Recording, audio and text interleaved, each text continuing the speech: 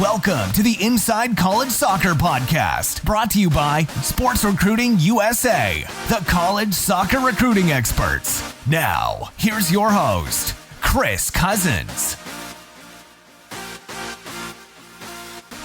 Hi guys, hope everyone is well. Chris Cousins here, the founder of Sports Recruiting USA. I hope everyone is healthy and safe in this current situation. It's another good podcast today. We've got Ruairi Croskery. He is a senior scout for us at Sports Recruiting USA, so it's a little bit of an in-house thing at the minute. Obviously, we're all on lockdown, so we're all working from home. So it's not the best sound we can do for the podcast, but it's definitely listenable. So Rory is he's from Ireland. He was at Manchester United for a long time, played alongside Rashford and a number of other first team players who've gone on to other clubs and in the first team Man United. And then he left Manchester United and went to America on the American journey. So he went to Limestone College and he's finished now. He's had a great time, good career, and he's now in the mix of helping players like himself who've been through it. And in Ireland, he's kind of one of the guys heading up our Irish operations. He's got a lot of knowledge to share. He's a top guy. Unfortunately, I wasn't able to do the podcast. So James Dawes, my colleague, he heads it up. On the podcast is James and Rory. So yeah, it's another good one. So I'll leave it at that. If any of you guys can give us a subscribe, like a 5-star rating, whatever you can do to make sure we keep continuing doing what we're doing, because we're getting a lot of people listening at the minute, and it's we're going to continue it for a long time. So appreciate your time. Thanks for listening. And this is Ruairi Croskery, and this is the Inside College Soccer Podcast. Hi guys, and welcome to another episode of Inside College Soccer Podcast. I'm James Dawes and I'll be your host today, and I'm going to be joined by Ruairi Croskery, who's one of our senior scouts over in Ireland. Ruairi spent 3 years at Limestone College, where he recorded 48 appearances and was awarded with things like First Team All-Region and Conference. But prior to his collegiate career, Ruairi spent 4 years at Manchester United's academy, where he played with players such as Scott McTominay, Marcus Rashford, Dean Henderson, to name just but a few. But Ruairi, how are you doing, sir? You all right? Not too bad, yeah. How are you? Yeah, very well, thank you, mate. I just wanted to start, obviously, before we get into, your time at Limestone and Manchester United, sort of take you back a bit to talk about your time pre-United. You're a young footballer living in Northern Ireland. How do you find your way into, the academy of one of the biggest clubs in the world? And I have to say that through gritted teeth, really, because I'm a Liverpool fan, but... Yeah. Well, I started off in my local team when I was 6 years old, playing with all the under-10s, the older ones, like my older brother played.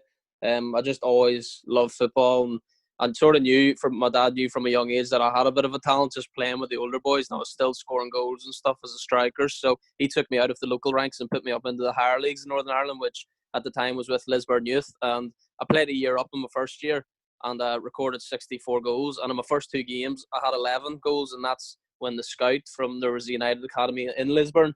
He came up to my dad and asked me to come every Sunday.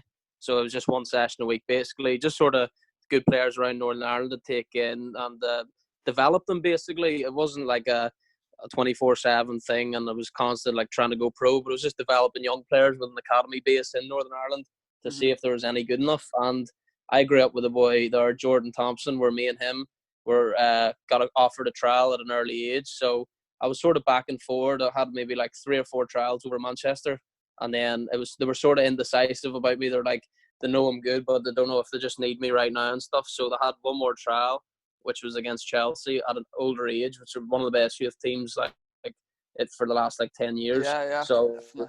I just I was like nervous going into it, but I was like, that's your last shot, so just put everything into it, and had a really good game. And I think Ferguson himself was there watching beside my scout, and he was the one that sort of gave the nod, and then that was it. They took me in and told me they're going to offer me a contract, and I'll get a phone call maybe in a couple of months to just let everything know. Yeah. And then a couple of months passed, and I was sort of like thinking, oh, maybe they just said that because there was nothing really said. Yeah. And then one day, my dad picked me up from school, which he never did. I was like, what are you doing here? And he was like, oh, walk down the road a second. I thought I was in trouble. And then he just in the room was like, yeah, look, you got offered a 4-year at United. If you want to take it, which is obviously a stupid question, I was like, yep, definitely. So yeah, that's just sort of how it came about. You say it's a stupid question, but what age are we talking about where this is all happening? Yeah, so I was 13 when I got offered that contract. So Oh. I literally year 6 I went over as my first trial. That was a very young age. Like I went over with my scout. And that's no easy thing. Obviously, at that age, it must be pretty scary. You're going to a new place, a new country. You don't. Yeah. I'm guessing you don't know many people. You didn't have family over there or anything, did you? No, I had no family whatsoever. Just me and my scout, and then usually they'd take another player with us, and I was just us three would head over every time. Yeah. So was it just yourself? Did you say that from over in Northern Ireland that got accepted, or was there a few of you that went over? There was only 2 of us, and I think there's only been one more since that was passed. But this one he's Jordan Thompson. He's actually in Northern Ireland International now. He's a year below me in school, and he played first team there. He was playing against Van Dijk and that in the Euro qualifiers, and he's at Stoke City, I think, at the minute. Yeah, and we were talking earlier about this, that the likes of the lads that you've played with while you were at Manchester United. I mean, I've listed a few earlier on, but Dean Henderson, obviously Sheffield United doing really well in the Premier League now. Marcus Rashford, we all know, is flying. Alex Tangier, to name just a few. What when you get in amongst these guys, is it obvious the guys that are going to go on to big things, or is everybody sort of fighting for the same thing? I believe, when we went there, everyone sort of knew about Rashford. Like when I came over and I was on trials and stuff, he would train with us. He's a year below us, and you could just tell the talent straight away. He was so fast, just had so much tricks and everything, and he was the talk of the academy basically. So I always knew that he would go far, and then I played with him in the last 2 years at the academy level. He would be the striker, and I'd play in the 10, and it just worked perfect because I was able to come to feet, which is my strength, and up playing up front, and he was using his speed in behind, and he just used to bag goals for fun. And it was just one of those things. Everyone at the youth level was on the same page. Everyone was playing as a team, and then when you get older, then it starts getting serious. Some players you see who starts to develop more than others and stuff, and then you can just sort of see the direction in which people are going. So yeah, once we got there, he was sort of the standout player from the get-go, basically. Mm-hmm. And talking about playing for Manchester United, obviously a club of that side, and you're training in world class facilities. I imagine you're training in around the first team. You're 1 in a million there. You got a lot of guys that want to know what it's like to be in that, what it's like to put on the jersey. Can you sort of put into words what is it? Is it a bit surreal, or can you sort of bring yourself to terms with it? Definitely, because I'm a lifelong Man United fan growing up. My whole family is. So even when I was on trial and I was just putting the training kit on, and I was seeing the jersey going on, you just feel like it's just another kit you're getting from JD Sports or something like that. It's not actually you're going to play for them, which is mad.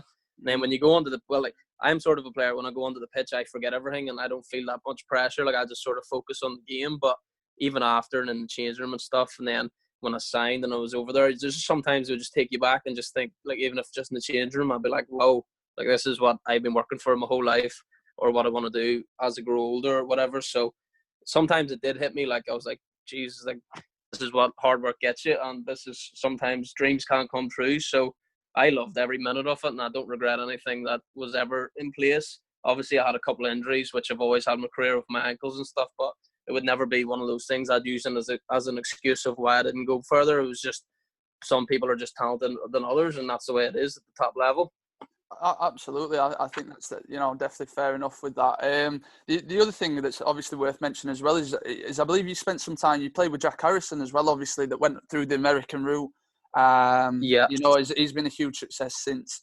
Do you remember at all when Jack left? Obviously, he went at high school age over to America. But do you remember anything about Jack in his time at Man United?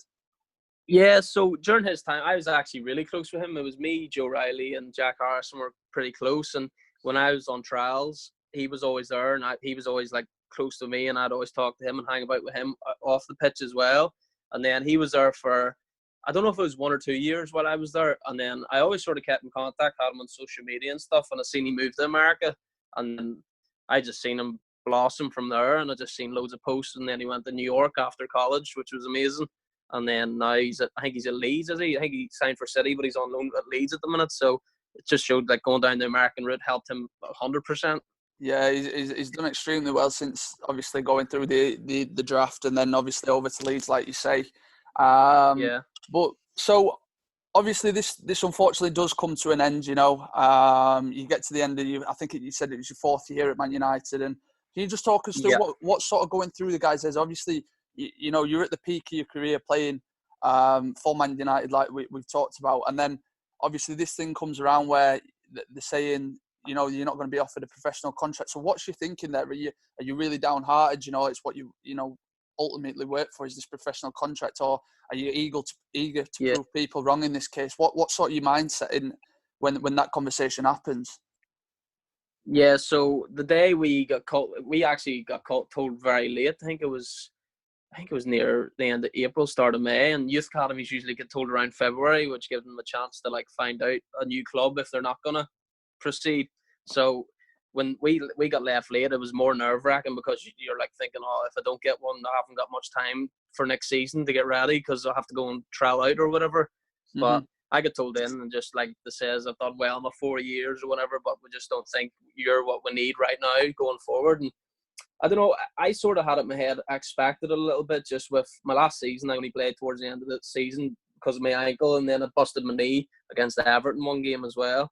So I sort of had it, I was like, I had a good season when I came back, but it's always that 50-50 chance. And I was like, I was prepared for it in a way. So, and I've got a strong family behind me and like a support group. So once I did like get told that it wasn't thing, I think I was more strong than half my family. I think they felt it worse than I did.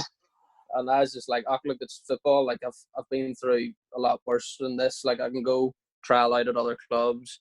I'll get someone to help me out with that. I had a few trials at different clubs as well. Even throughout 2 years after I was there, I was still trialing out at different clubs. So it was never a case of like, this is the end for me. It was just a case of not even prove them wrong, just prove myself right in a way. Like I just wanted to prove that I knew I was good enough to go anywhere.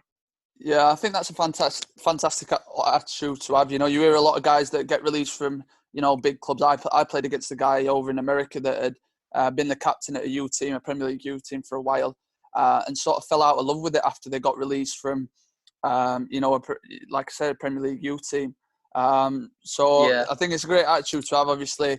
What you know, you're talking about the options there that you had available. Is America on your mind at this point, or does that come later in the story? I know you mentioned that you went over to Italy. It was, it was as soon as I think it was maybe like a month after I got released, the college that I ended up, Limestone College, came to me on Instagram. I'm not sure if like coaches get like a portal of players who leave academy teams or what, but like our coach knew that I was released, so he texted me and he's just like, hi, I'm from Limestone College over in the American route, and if you want more information, just send my email through and I can talk you through all this stuff. So I was sort of like, that seems interesting. Like, I'd love to go. Like, I like traveling. So I was like, I'd like to go over there at some point. And there's a boy who played for United. He's actually in the youth team with Pogba. He's called John Sutherland. He was goalkeeper for Clemson last year. And I knew he went that route. So he let me, like, one of the boys at United let me know about it as well. There's always this route if you want to go into education, because they knew I sort of had a good educational background as well. Like, I wasn't like dumb. Like, I was smart enough to proceed into more college and more education, so they always give me that route too. So I never really thought about it after. I was like, nah, I was still going to play professional. And then I had a few trials and I got a couple offers, but they weren't that good. Like, they were just sort of the same sort of money I'd get back home. Mm-hmm. So I sort of left them behind. I was like, it's no point moving away from my family for little money, like when I can do the same at home. Yeah, so, I think it's a great point. I think a lot of guys get to that stage where they're sort of contemplating, do I go for it? You know, do I stay here and look for a professional contract, or, you know, do I seek out other opportunities? Yeah. Obviously, at the point that you know, the Limestone coach has reached out to you on Instagram and you're starting to look into this more and more, you're speaking to guys that have been out there. What is it that sort of was the defining factor in persuading you to go down the American route rather than, you know, pursue contracts elsewhere or go down, you know, further down the leagues and looking for a professional contract? Yeah, I couldn't pinpoint when exactly it was, but I just remember like just thinking like, it just seems like everything that sent me and all the information, and I had a FaceTime call with them and stuff just to chat about it, and they showed me the facilities and everything. And I spoke to my dad one day, and I was just like, I think this is something I want to do. And when I get like that hunch for something, like I'll go for it. I was like, yeah, I'm definitely going to try it out then. And actually, I was supposed to go out the year before, and then the coach rang me and told me that I'd have to redshirt a year, which was like bad news just due to some credits that not getting transferred. So I had to stay another year in Ireland, which was another setback. So I just felt like, oh, setback after setback. But I was like, I'll just knuckle down this year, play another year in the Irish League, in the Championship, and then go from there. And I did. I played for the local team, Warren Point, and had a really good season there. And then just got myself ready for going over to America. So there was no pivotal defining point, but I just I just sort of clicked one day, and I was like, nah, I think I'm definitely going to go down this route, because they seemed like they cared and they definitely wanted me to go there. So I was like, if someone's showing that much like interest in you and like go head over heels to prove that they're good for you, then I was like, I'll try it out. Absolutely, yeah. And I think one of the things we get asked all the time is how does, soccer, the facilities, how does the environment compare to over here in the UK? So for someone like yourself that's been a top club such as Man United, that then arrives, you touch down at Limestone and you start training, what's your initial impressions? Is it what you thought it'd be? Is it different to what you thought it'd be? How did it sort of go when you first got there?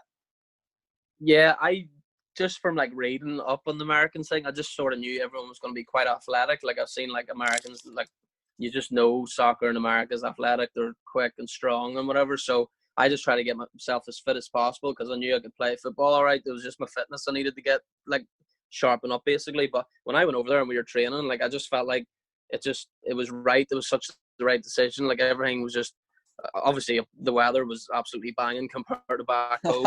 Yeah. But like even the facilities, like the facilities in my college, like were up there with some of the better ones than I've been at English academies. Like when we've went away to games and stuff, even like Premier League clubs don't even have that good of facilities half the time. So I was just like, whoa, it took me back. I was sort of surprised by it all. I was like, and then showing how much like in detail we go into like the tactics, and like just everything was like scheduled perfect, just like a pro sort of setup. So I fit in perfect. It was like, as soon as I think it was the first 2 weeks, I was like, Mum and Dad, I love this place. I don't want to leave. So it was perfect for me going over there. Like everything just was set up so nice and just smooth. Yeah, absolutely. So this is one of the hardest things for, us former players to try and translate to guys that are thinking about going down this route, is the fact that, it is similar to, professional standard in terms of the facilities, like you say, everything that goes into from the standard of training to the level of coach. It's very, very similar to the setup at professional clubs over here. So, let's just talk about the standard a little bit then. So you've obviously played at a very high level.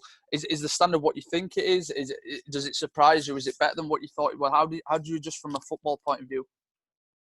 Yeah, I thought it was better. I sort of went over there thinking like, I felt like it was going to be a lot better than like the standard in Northern Ireland in the Championship, but I didn't think it was going to be anywhere close to England. But then again, you have players from England, from ex-academies who I've played against. I've played over in America as well. And there was actually a couple of boys I played with at United that I played against as well. So the standards top notch. Like it was something like, I was like thinking, oh, maybe it's just going to be a breeze and I'm just going to ease past it and sort of make my way into the pro ranks in America. But then it sort of hit me in the first game. Like everyone was getting stuck. It was just like playing back home again, like at a professional level, because everyone just wants to win so bad at college level that it just seemed so fierce. And it was exciting, honestly. It took me by surprise in a good way, because it made me like want it more then when we got over there.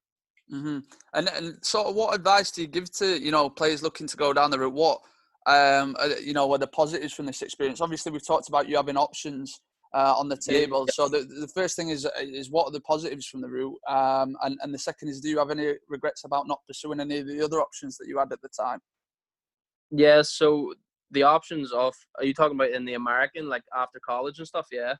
No, so like when you're leaving Manchester United, obviously you had options on the table. So is how does the American route compare to them sort of options? And is there any bit of you that regrets it, or do you think you made the right choice? The main difference is, if I stayed and didn't go to America, then I would have been getting paid, but it would have been minimum money, and I wouldn't have enjoyed my time as much as I did. It's because I've got absolutely no regrets. I met the best bunch of lads in the 3 years there. I had like new group of friends every year. The team was so tight and clicked. It just felt like one big family over there. So that's the one thing that's I could also say is a positive in America. Like every team, even if you play away games or if a team beats you, like you see how close they are. When you lose, when you beat another team, you'll see them like together. You just sort of see like it's a very family feel environment. Every college, like you couldn't pinpoint one college I played against where they just don't seem like they like each other because everyone like just seems amazing. So the best like group of lads I met, which I know I'll have friends for life, which I keep in contact with every day. And then obviously that was the main thing for me because I like family like based sort of environments. I don't like like hostile situations. So the college route for me was the best way to go, and I don't regret it. Like not taking money offers or anything like that because it benefited me perfectly in my life now. Yeah, and again, just for the guys that maybe are listening that aren't familiar with the college, the college route, what is it about the environment that makes you so close? Obviously, I know from playing over there, but it'd be good to get your perspective on what made you so close over there as a team and cause that family environment that you talked about. Yeah, well, I've noticed a lot of things. Something you wouldn't really do in England and Ireland is in pre-season, even off the field, like getting together and doing certain things, just like little tasks or little, even just stupid things and meeting up and doing like whatever, mini golf or such things like that. Things you wouldn't really, back home you'd meet up twice a week training and then playing a Saturday and you'd have like maybe 3 or 4 close friends and that was it. But everyone like clicked before pre-season and then once you like click off the pitch, that's straight away on the pitch, that's going to go straight into like when you go into games and playing sessions. So that was the main thing. Getting everyone close off the pitch would seem to be the priority for the coaches at the start, and then the football play like seemed to go a lot better. And so you've come to your senior year now. You're finishing up at Limestone. So what's next for you now, Ruairi? Yeah, so obviously I just signed with the company, which obviously this is coming from a degree in sport management because it's what I've done the last 3 years of college, and this has prepared me. Everything I've done with all the classes prepared me for pushing on to something like this. So this is a great opportunity for me outside of college straight away to jump into something I love, which is soccer and obviously helping kids from where I'm from. But also the other side of it is I'm going to keep playing in football. I've spoke to a couple of clubs locally in the Northern Irish Premier League. So I'm not going to make any full decisions yet. Just obviously with COVID-19 and stuff going on, just going to let that blow over and then sort of go from there in terms of football, but I'll 100% still be playing as well after this. And you touched on it there. Obviously, you've got your degree in sport management and such. But how else, as the American route provided you for life after college? What else have you taken from it that'll help you be successful? Honestly, essential life skills is something I learned. Like I went over there not knowing how to cook or anything. Like I've had people when I lived in Manchester. I had people cooking for me when I moved home. My girlfriend or my mom cooked for me. It was just something I never done. Like I took it for granted, honestly. So when I went out there, my first year I was in dorms and we got food in the dining hall. But then second and third year there, I was in a house with 4 other lads, and then it was just all the normal stuff like cooking, cleaning, and stuff. And it helped. Like honestly, it's as small as it is. It helps you grow as a person because it's sort of like a reality check. To sort of you're starting to grow up now and do things without your parents or people like who are looking after you your whole life. So the essential things were one of the ones that sort of pushed me on. And I know a couple of my mates from other places sort of feel the same because we've spoke about it before. But yeah, the essential life skills for me is one of the main points because it's what you're going to need going forward in life. Yeah, absolutely. And as you just mentioned, obviously you're working for Sports Scouting USA now as a senior scout over in Ireland. Do you want to just talk about sort of the standard in Ireland and what you're expecting out of your new role going into it? Yeah. Well, obviously I played 2 years here before I went out to America, and I just think I'm glad that sport recruit has come over here towards Ireland because I don't feel like it gets a lot of sort of coverage because there's a lot of talented players. I've grew up with a lot of talented players that sort of maybe have give up just because they haven't got far in life. And then there's actually a prime example is the boy Paul Smith I played with at Linfield, and he never give up, pushed himself 100%, even though he was still playing over Northern Ireland, just didn't get a break in England. And he actually got over there then and signed for QPR and then ended up at Northern Ireland International. So it just shows you like there's a lot of talented kids over here. Just sometimes they don't get the rub of the green because English press or English scouts wouldn't come over here as much to sort of grab talented players to go for more European, like Spanish or Italian or French, whatever it is. So I'm looking forward to helping kids out and sort of send them down the route that I went through because I know it benefited me massively. So I really look forward to doing that. Yeah, definitely so. And And sort of, there's a chance there'll be guys listening that were in a similar situation to you. When you're at Manchester United, they've just been released. Yeah. What advice have you got for those guys that have been so adamant on pursuing a professional contract, and maybe they're coming to the realization that that's maybe not an option anymore? So, what advice would you give people? What advice would you give a younger Ruairi at 17, 18 years old? Yes, my main advice would be it's not the end of the world. Like, I know you've grown up thinking football's everything, but you've got an absolute great opportunity if you do pick the American route. And like I said many times during the podcast here, that it's affected me so positively, like in a lot of different ways, which I feel like if I went and stayed here and just worked and played football, it just wouldn't help me the way it has. So there's so many benefits from it. And yeah, the main advice is not the end of the world, because football isn't the end all be all, believe it or not. And pros will tell you who've retired after that sometimes they wish they did other things instead of play football because it hasn't benefited them. Absolutely, yeah. I think it's a brilliant point, and we can only hope that obviously people do, continue to look down this route, because, like you say, it's given us so much. But thank you very much for joining us today, Roo. It's been brilliant.